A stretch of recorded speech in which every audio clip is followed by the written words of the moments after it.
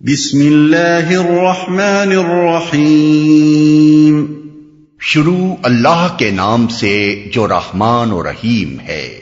والتین والزیتون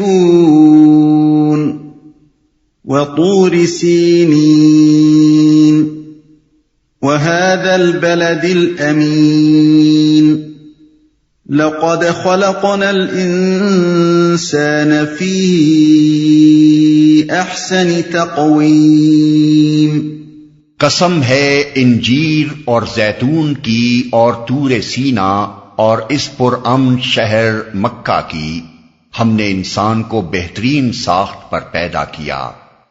انجیر اور زیتون کی۔ اس کی تفسیر میں مفسرین کے درمیان بہت اختلاف ہوا ہے۔ حسن بصری، اکرمہ، عطا بن ابی رباح، جابر بن زید، مجاہد اور ابراہیم نخعی رحمہم اللہ کہتے ہیں کہ انجیر سے مراد یہی انجیر ہے جسے لوگ کھاتے ہیں، اور زیتون بھی یہی زیتون ہے جس سے تیل نکالا جاتا ہے۔ ابن ابی حاتم اور حاکم نے ایک قول حضرت عبداللہ بن عباس سے بھی اس کی تائید میں نقل کیا ہے، اور جن مفسرین نے اس تفسیر کو قبول کیا ہے انہوں نے انجیر اور زیتون کے خواص اور فوائد بیان کر کے یہ رائے ظاہر کی ہے کہ اللہ تعالیٰ نے انہی خوبیوں کی وجہ سے ان دونوں پھلوں کی قسم کھائی ہے۔ اس میں شک نہیں کہ ایک عام عربی داں تین اور زیتون کے الفاظ سن کر وہی معنی لے گا جو عربی زبان میں معروف ہیں، لیکن دو وجوہ ایسے ہیں جو یہ معنی لینے میں مانے ہیں۔ ایک یہ کہ آگے طور سینا اور شہر مکہ کی قسم کھائی گئی ہے، اور دو پھلوں کے ساتھ دو مقامات کی قسم کھانے میں کوئی مناسبت نظر نہیں آتی۔ دوسرے، ان چار چیزوں کی قسم کھا کر آگے جو مضمون بیان کیا گیا ہے اس پر طور سینا اور شہر مکہ تو دلالت کرتے ہیں، لیکن یہ دو پھل اس پر دلالت نہیں کرتے۔ اللہ تعالیٰ نے قرآن مجید میں جہاں بھی کسی چیز کی قسم کھائی ہے اس کی عظمت یا اس کے منافع کی بنا پر نہیں کھائی، بلکہ ہر قسم اس مضمون پر دلالت کرتی ہے جو قسم کھانے کے بعد بیان کیا گیا ہے۔ اس لیے ان دونوں پھلوں کے خواص کو وجہ قسم قرار نہیں دیا جا سکتا۔ بعض دوسرے مفسرین نے تین اور زیتون سے مراد بعض مقامات لیے ہیں۔ کعب احبار، قتادہ اور ابن زید کہتے ہیں کہ تین سے مراد دمشق ہے اور زیتون سے مراد بیت المقدس۔ ابن عباس کا ایک قول ابن جریر، ابن ابی حاتم اور ابن مردویہ نے یہ نقل کیا ہے کہ تین سے مراد حضرت نوح کی وہ مسجد ہے جو انہوں نے جودی پہاڑ پر بنائی تھی، اور زیتون سے مراد بیت المقدس ہے۔ لیکن والتین والزیتون کے الفاظ سن کر یہ معنی ایک عام عرب کے ذہن میں نہیں آ سکتے تھے، اور نہ یہ بات قرآن کے مخاطب اہل عرب میں معروف تھی کہ تین اور زیتون ان مقامات کے نام ہیں۔ البتہ یہ طریقہ اہل عرب میں رائج تھا کہ جو پھل کسی علاقے میں کثرت سے پیدا ہوتا ہو اس علاقے کو وہ بسا اوقات اس پھل کے نام سے موسوم کر دیتے تھے۔ اس محاورے کے لحاظ سے تین اور زیتون کے الفاظ کا مطلب منابت تین و زیتون یعنی ان پھلوں کی پیداوار کا علاقہ ہو سکتا ہے، اور وہ شام و فلسطین کا علاقہ ہے، کیونکہ اس زمانے کے اہل عرب میں یہی علاقہ انجیر اور زیتون کی پیداوار کے لیے مشہور تھا۔ ابن تیمیہ، ابن القیم، زمخشری، آلوسی رحمہم اللہ نے اسی تفسیر کو اختیار کیا ہے، اور ابن جریر نے بھی اگرچہ پہلے قول کو ترجیح دی ہے مگر اس کے ساتھ یہ بات تسلیم کی ہے کہ تین و زیتون سے مراد ان پھلوں کی پیداوار کا علاقہ بھی ہو سکتا ہے۔ حافظ ابن کثیر نے بھی اس تفسیر کو قابل لحاظ سمجھا ہے۔ طور سینا اصل میں طور سینین فرمایا گیا ہے۔ سینین جزیرہ نمائے سینا کا دوسرا نام ہے۔ اس کو سینا یا سینا بھی کہتے ہیں اور سینین بھی۔ خود قرآن میں ایک جگہ طور سینا کے الفاظ استعمال کیے گئے ہیں۔ اب چونکہ وہ علاقہ جس میں کوہ طور واقع ہے سینا ہی کے نام سے مشہور ہے، اس لیے ہم نے ترجمے میں اس کا یہی مشہور نام درج کیا ہے۔ بہترین ساخت پر پیدا کیا۔ یہ ہے وہ بات جس پر انجیر و زیتون کے علاقے یعنی شام و فلسطین اور کوہ طور اور مکہ کے پرامن شہر کی قسم کھائی گئی ہے۔ انسان کے بہترین ساخت پر پیدا کیے جانے کا مطلب یہ ہے کہ اس کو وہ اعلیٰ درجے کا جسم عطا کیا گیا ہے جو کسی دوسری جاندار مخلوق کو نہیں دیا گیا، اور اسے فکر و فہم اور علم و عقل کی وہ بلند پایہ قابلیتیں بخشی گئی ہیں جو کسی دوسری مخلوق کو نہیں بخشی گئیں۔ پھر چونکہ نوع انسانی کے اس فضل و کمال کا سب سے زیادہ بلند نمونہ انبیاء علیہم السلام ہیں، اور کسی مخلوق کے لیے اس سے اونچا کوئی مرتبہ نہیں ہو سکتا کہ اللہ تعالیٰ اسے منصب نبوت عطا کرنے کے لیے منتخب فرمائے۔ اس لیے انسان کے احسن تقویم پر ہونے کی شہادت میں ان مقامات کی قسم کھائی گئی ہے جو خدا کے پیغمبروں سے نسبت رکھتے ہیں۔ شام و فلسطین کا علاقہ وہ علاقہ ہے جہاں حضرت ابراہیم علیہ السلام سے لے کر حضرت عیسیٰ علیہ السلام تک بکثرت انبیاء مبعوث ہوئے۔ کوہ طور وہ مقام ہے جہاں حضرت موسیٰ علیہ السلام کو نبوت عطا کی گئی۔ رہا مکہ معظمہ تو اس کی بنا ہی حضرت ابراہیم اور حضرت اسماعیل کے ہاتھوں پڑی۔ انہی کی بدولت وہ عرب کا مقدس ترین مرکزی شہر بنا۔ حضرت ابراہیم ہی نے یہ دعا مانگی تھی کہ رب اجعل ھذا بلدا آمنا، یعنی اے میرے رب اس کو ایک پرامن شہر بنا، سورہ البقرہ آیت 126۔ اور اسی دعا کی یہ برکت تھی کہ عرب میں ہر طرف پھیلی ہوئی بد امنی کے درمیان صرف یہی ایک شہر 2500 سال سے امن کا گہوارہ بنا ہوا تھا۔ بس کلام کا مقصود یہ ہے کہ ہم نے نوع انسانی کو ایسی بہترین ساخت پر بنایا کہ اس میں نبوت جیسے عظیم مرتبے کے حامل انسان پیدا ہوئے۔ ثم رددناه اسفل سافلين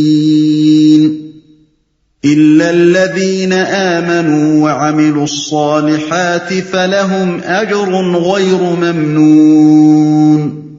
پھر اسے الٹا پھیر کر ہم نے سب نیچوں سے نیچ کر دیا سوائے ان لوگوں کے جو ایمان لائے اور نیک عمل کرتے رہے کہ ان کے لیے کبھی ختم نہ ہونے والا اجر ہے۔ سب نیچوں سے نیچ کر دیا۔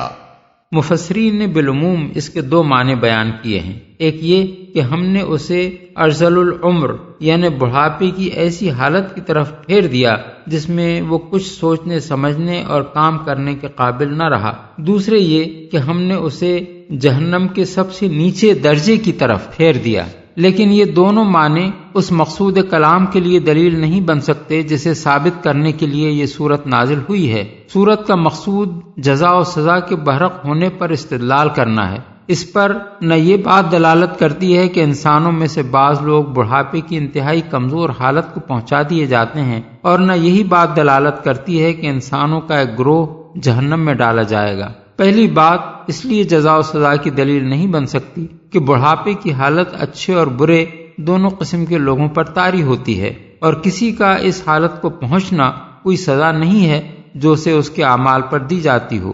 رہی دوسری بات تو وہ آخرت میں پیش آنے والا معاملہ ہے، اسے ان لوگوں کے سامنے دلیل کے طور پر کیسے پیش کیا جا سکتا ہے جنہیں آخرت ہی کی جزا و سزا کا قائل کرنے کے لیے یہ سارا استدلال کیا جا رہا ہے۔ اس لیے ہمارے نزدیک آیت کا صحیح مفہوم یہ ہے کہ بہترین ساخت پر پیدا کیے جانے کے بعد جب انسان اپنے جسم اور ذہن کی طاقتوں کو برائی کے راستے میں استعمال کرتا ہے تو اللہ تعالیٰ اسے برائی ہی کی توفیق دیتا ہے، اور گراتے گراتے اسے گراوٹ کی اس انتہا تک پہنچا دیتا ہے کہ کوئی مخلوق گراوٹ میں اس حد کو پہنچی ہوئی نہیں ہوتی۔ یہ ایک ایسی حقیقت ہے جو انسانی معاشرے کے اندر بکثرت مشاہدے میں آتی ہے۔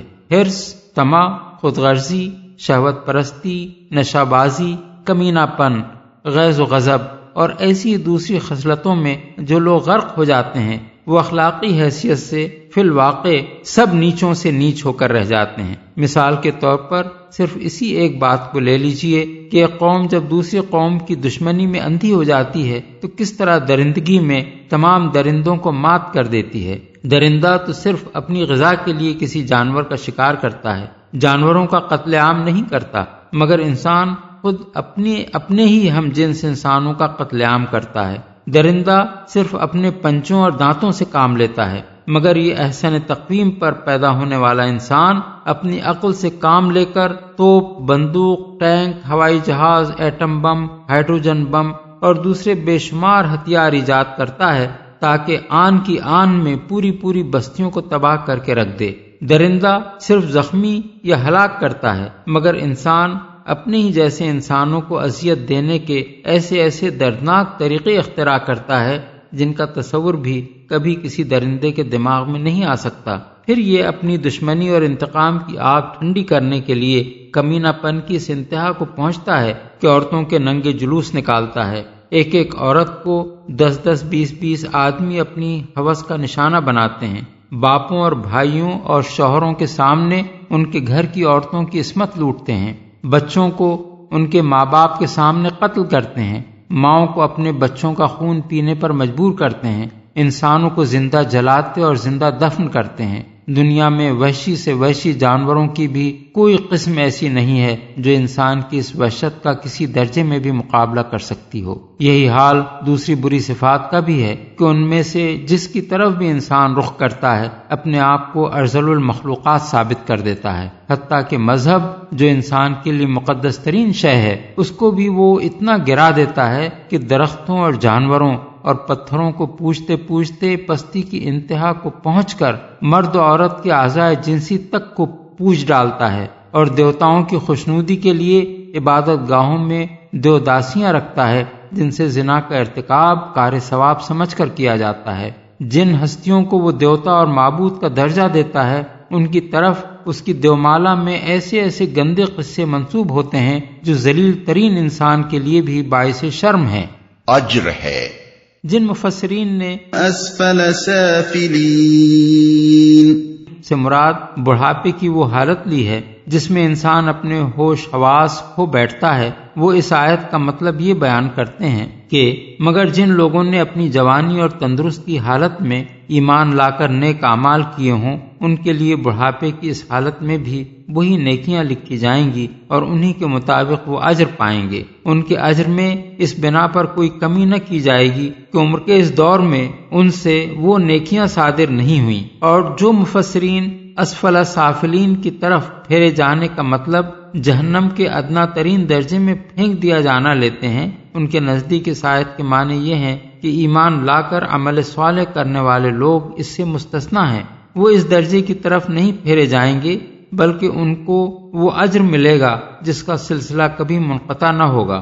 لیکن یہ دونوں معنی اس استدلال سے مناسبت نہیں رکھتے جو جزا و سزا کے برحق ہونے پر اس صورت میں کیا گیا ہے۔ ہمارے نزدیک آیت کا صحیح مطلب یہ ہے کہ جس طرح انسانی معاشرے میں یہ عام مشاہدے کی بات ہے کہ اخلاقی پستی میں گرنے والے لوگ گرتے گرتے سب نیچوں سے نیچ ہو جاتے ہیں، اسی طرح یہ بھی ہر زمانے کا عام مشاہدہ ہے کہ جو لوگ خدا اور آخرت اور رسالت پر ایمان لائے اور جنہوں نے اپنی زندگی عمل صالح کے سانچے میں ڈھال لی وہ اس پستی میں گرنے سے بچ گئے اور اسی احسن تقویم پر قائم رہے جس پر اللہ نے انسان کو پیدا کیا تھا۔ اس لیے وہ اجر غیر ممنون کے مستحق ہیں، یعنی ایسے اجر کے جو نہ ان کے استحقاق سے کم دیا جائے گا اور نہ اس کا سلسلہ کبھی منقطع ہوگا۔ فما يكذبك بعد بالدين أليس الله بأحكم الحاكمين۔ پس اے نبی اس کے بعد کون جزا و سزا کے معاملے میں تم کو جھٹلا سکتا ہے؟ کیا اللہ سب حاکموں سے بڑا حاکم نہیں ہے؟ کون جزا و سزا کے معاملے میں تم کو جھٹلا سکتا ہے؟ دوسرا ترجمہ اس آیت کا یہ بھی ہو سکتا ہے کہ پس اے انسان اس کے بعد کیا چیز تجھے جزا و سزا کو جھٹلانے پر آمادہ کرتی ہے؟ دونوں صورتوں میں مدعا ایک ہی رہتا ہے، یعنی جب یہ بات علانیہ انسانی معاشرے میں نظر آتی ہے کہ بہترین ساخت پر پیدا کی ہوئی نوع انسانی میں سے ایک گروہ اخلاقی پستی میں گرتے گرتے سب نیچوں سے نیچ ہو جاتا ہے اور دوسرا گروہ ایمان و عمل صالح اختیار کر کے اس گراوٹ سے بچا رہتا ہے اور اسی حالت پر قائم رہتا ہے جو بہترین ساخت پر انسان کے پیدا کیے جانے سے مطلوب تھی، تو اس کے بعد جزا و سزا کو کیسے جھٹلایا جا سکتا ہے؟ کیا عقل یہ کہتی ہے کہ دونوں قسم کے انسانوں کا انجام یکساں ہو؟ کیا انصاف یہی چاہتا ہے کہ نہ اسفل السافلین میں گرنے والوں کو کوئی سزا دی جائے اور نہ اس سے بچ کر پاکیزہ زندگی اختیار کرنے والوں کو کوئی جزا؟ یہی بات دوسرے مقامات پر قرآن میں اس طرح فرمائی گئی ہے کہ افنجعل المسلمین کالمجرمین ما لکم کیف تحکمون، یعنی کیا ہم فرما برداروں کو مجرموں کی طرح کر دیں؟ تمہیں کیا ہو گیا ہے، تم کیسے حکم لگاتے ہو؟ سورہ القلم آیات 35 اور 36۔ ام حسب الذین اجترحوا السیئات ان نجعلہم کالذین آمنوا وعملوا الصالحات سواء محیاہم ومماتہم ساء ما یحکمون، یعنی کیا برائیوں کا ارتکاب کرنے والوں نے یہ سمجھ رکھا ہے کہ ہم انہیں ان لوگوں کی طرح کر دیں گے جو ایمان لائے اور جنہوں نے نیک عمل کیے، دونوں کی زندگی اور موت یکساں ہو؟ بہت برے حکم ہیں جو یہ لوگ لگاتے ہیں۔ سورہ الجاثیہ آیت 21۔ کیا اللہ سب حاکموں سے بڑا حاکم نہیں ہے؟ یعنی جب دنیا کے چھوٹے چھوٹے حاکموں سے بھی تم یہ چاہتے ہو اور یہی توقع رکھتے ہو کہ وہ انصاف کریں، مجرموں کو سزا دیں اور اچھے کام کرنے والوں کو صلہ و انعام دیں، تو خدا کے متعلق تمہارا کیا خیال ہے؟ کیا وہ سب حاکموں سے بڑا حاکم نہیں ہے؟ اگر تم اس کو سب سے بڑا حاکم مانتے ہو تو کیا اس کے بارے میں تمہارا یہ خیال ہے کہ وہ کوئی انصاف نہ کرے گا؟